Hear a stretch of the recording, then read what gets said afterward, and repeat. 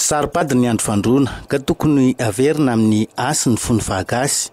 Ny asin'ny fomba mampanao sy ny kolotsaina ary ny soatoavina tokoa mantsy no mahafirenena ny firenena. Hoy ny Andriana Robert Randrianatoandro, mpitahiry ny asom-piandrianana Madagasikara ao amin'ny Tranoben'ny Merinambomanga, raha nitafa tamin'ny mpanao gazety.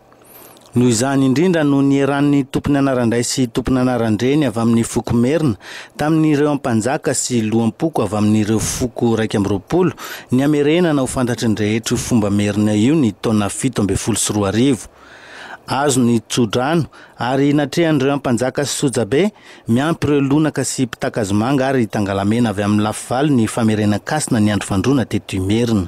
Eo amin'ny savaranando ny lalam-panorenana ny tondrana renam-pony Merina ny tany sy ny fanjakana ary ireo mpanjaka lehibe tany alohany dia ny andro fanajana ny andro fandroana sy ny fametrahana ny andro fandroana ho zava-dehibe eo amin'ny fitantanana ny firenena no tena nanana ny lanjany. Eo amin'ny tantaran'ny Madagasikara nefa dia raha mahita sady marina ny fomban-drazana sy ny fomban'ny fanjakana any amin'ny faritra rehetra zany manerana Madagasikara ny mivazantany efatra any ravany tany voatazon'ny olona ny azy fa ny teto akibon'ny Merina kosa ny fandroana dia fona hatreo amin'ny tsy nisin'ny mpanjaka hitondra ny tany sy ny fanjakana Malagasy. Noho izany misy fiatraikany amin'ny firenena sy ny vahoaka ny tsy fahafahana nanao ny andro fandroana tsony. Noho izany dia mikorosofahana ny fiainan'ny vahoaka Malagasy ara-toetsaina. Satria ny andro fandroana dia fametrahana lalàna sy didim-panjakana hitandremana ny fihavanana sy ny soatoavina ary ny kolotsai-pirenena Malagasy. Eo amin'ny andro fandroana ihany no ahafahana mamaritra tanteraka fananan'Andriamanitra ny asa.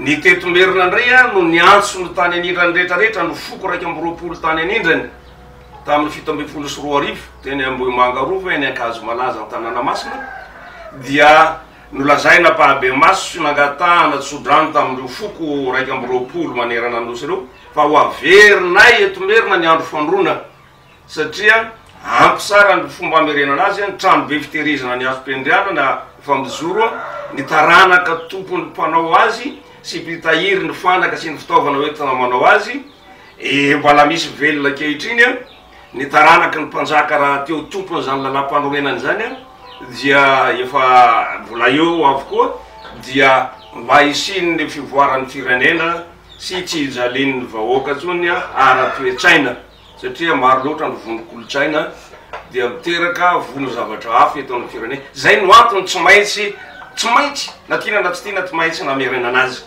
ary zay koa no mahazava-dehibe azy.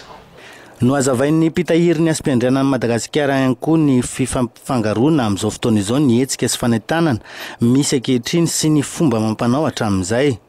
Tsara sy ilaina daholo ireo fa saingy mila avahana raha te hampafantatra ny kolotsaina gasy sy anandratra izany.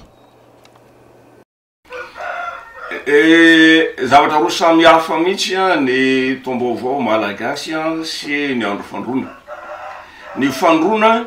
Ny andro fandroana dia anisany voalohany voarakitra ao anatin'ny lalam-panorenana ny tondrana ny tany sy ny fanjakana teo amin'ny andro ny mpanjaka lehibe rehetra teto Merina tamin'ny andro ny fanjakana Merina. Zany hoe lalam-panorenana mihitsy ny fanatanterahana ny andro fandroana.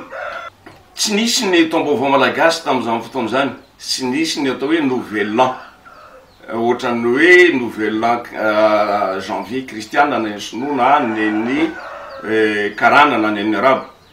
Tsy nisy an'izany teto fa ny Andriamanjaka no mandamina sy mandrindra ary ny mpitantana ny fanjakana ao anatin'ireo zokony amandray sy ireo mikendry rehetra ho aminy ny fandaminana ny calendrier ofisialy fa ny andro fandroana no vaindohan-draharaha.